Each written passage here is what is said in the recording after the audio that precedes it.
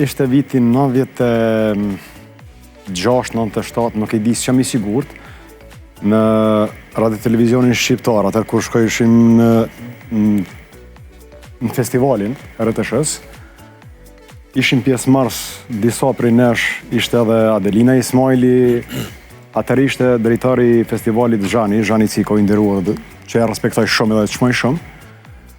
A ishte momenti kur Adelina në sken u zhvesh për herë të parë, që do të thotë e thej një tabu, ku për ta ishte hera e parë me pa diçka tillë. Kupton? Edhe të nesërmen, sigurisht e keni pa dikush ka mujt me përjetu atëre, e ka pa atë moment. Të nesërmen, në fakt ajo e bonin sken ato dhe u zhvesh edhe me të vërtet dul jashtëzakonisht bukur dul, edhe nëse Adelina, e njohim krejt Adelinën, ajo është. Ka qenë natyrë më rebele. Po, edhe unë e kam shohë që e respektoj, e të çmoj, për punën edhe guximin që ka ajo. Në të nesërmen shkum në prova, në ballatin e kongreseve, edhe Zhani e mor mikrofonin edhe tha, ti tha, ju drejtu Adelinës, ti tha, kjo orë këtu, tha, neve me na tërgu dhe me na mësu qysh me dalë në skenë. Edhe përdori diçka këtë që s'është mirë me përdor. Edhe tha, merë një shambull, tha DJ-in, tha për mu. Se unë jam shumë i disciplinun kur shkojmë punë dhe në pjesë festivale dhe kur të marrë pjesë, me të regu drejt mu merë dhinati.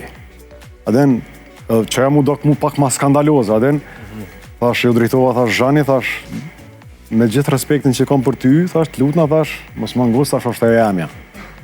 Thash, nësë është na keqe, thash, është e jamja. Pik, thash, aja ka thy tabu këtu. Thash, ju mere një qysh dëni.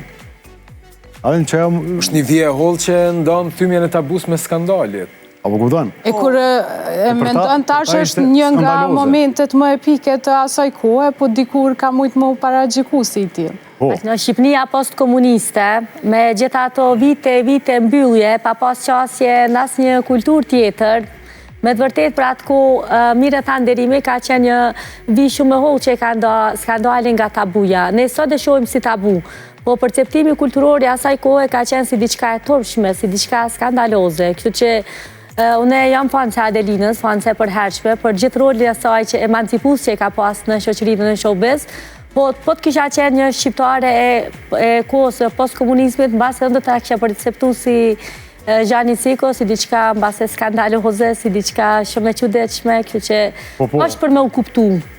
Unë bojnë shumë përshtypje edhe deklaratat e njerëzve, sidomos në televizion, deklaratat me paramendim, e din sakt cila është tema ose cili është diskutimi që ndez debat, e që normal mrena ka shumë skandal, e thonë edhe e presin me një farë knatësie, me një farë egzaltimi e rezultatin e asaj që realisht është deklarat skandaloze dhe të tilla deklarata skandaloze